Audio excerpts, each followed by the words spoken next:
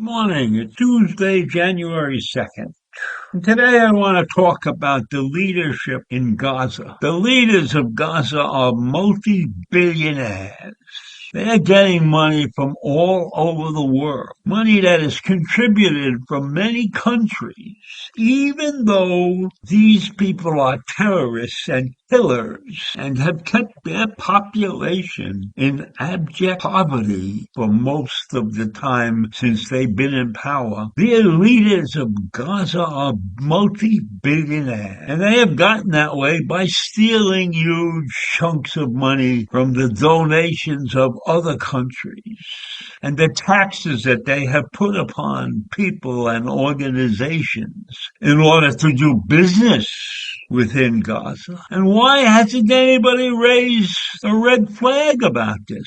Well, the red flag has not been raised because many nations on the face of this earth do not recognize Hamas as a terrorist organization. They are only a terrorist organization to very few countries. And so a country like Turkey, which is a member of NATO, does not consider Hamas a terrorist organization. And in fact, the Prime Minister of Turkey, Erdogan, has had dinner meetings with the leaders of Hamas, people who kill other people to stay in their leadership role are invited to dinner at the Turkish president's venue, so to speak. And why is that the case? Well, if you look at the Turks, they hate the Kurds. They kill the Kurds. So for them, Hamas is a perfect partner. But I don't want to talk about that. I want to talk about the millionaire status of the leaders of Hamas, who steal tons of money from the coffers of the donations that are supposed to be taking care of the Gaza citizens. And in addition to that thievery, Hamas gets support from Iran. They get support from businesses operated in Turkey and the Sudan and the United Arab Emirates and locations. They are taxing goods that come through the tunnels that never reach the population. The general population lives in poverty. And get this, they're a global fundraising operation. They go out and get money from many donors. As I've said before, there are a lot of people who don't consider Hamas a terrorist organization. Now, Israel knows that these leaders are not living in Gaza. They are living in Qatar. But Israel has taken an approach to capture these people. It goes way back. It's a primitive approach, but it's effective, I believe. They have dropped from the skies over Gaza in recent days flyers that were prepared by the Israeli military, asking for tips on the whereabouts of the top Hamas leaders. And the flyers have proclaimed that the end of Hamas is near, and they have proclaimed that in Arabic, and they have promised heavy bounties to anyone who helped bring about the arrest of those who have brought destruction and ruin to the Gaza Strip. And one of the primary leaders that Israel is after is Yahya Sinwar.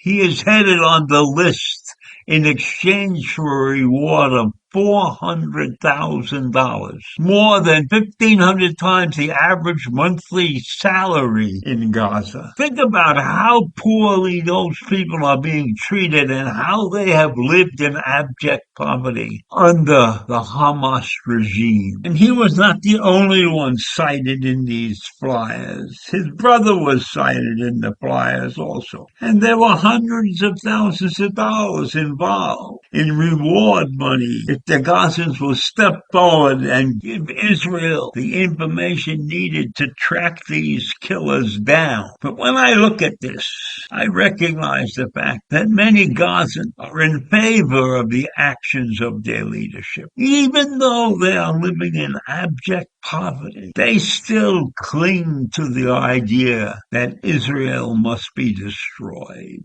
And that is a sad, sad situation when you are willing to live a terrible life just to make sure that others on the face of the earth do not survive. So while Israel in this war has killed thousands of Hamas fighters, and killed important commanders and destroyed huge segments of the vast tunnel network, which was built secretly to shuttle fighters and weapons around the territory. Despite those victories, we must consider them small because the leadership of Hamas has remained out of touch. And as long as they remain and Israel's attempts to find them are failing, that leaves open the possibility that these leaders, these evil men in my mind, will have survived the war, and I bet you dollars to donuts that they will work to revive the group's capabilities after the guns have gone silent.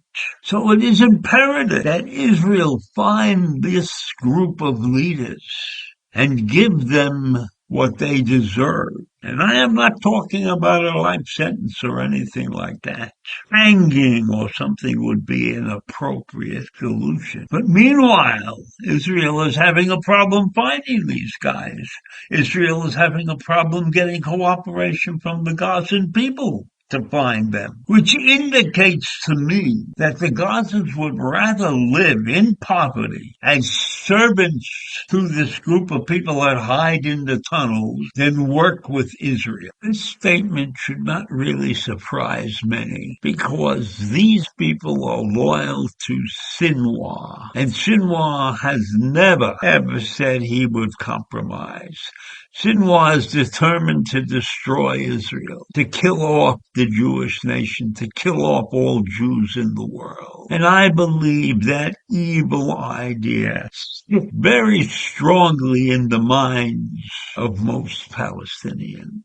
Because as I saw during the attack on October 7th, many of the Palestinian citizens were involved in that attack, throwing rocks, etc., and cheering when the hostages were taken and raped and killed. So I don't believe that any Gazan citizen is going to step forward and take reward money to turn in Sinwar and his evil contingent.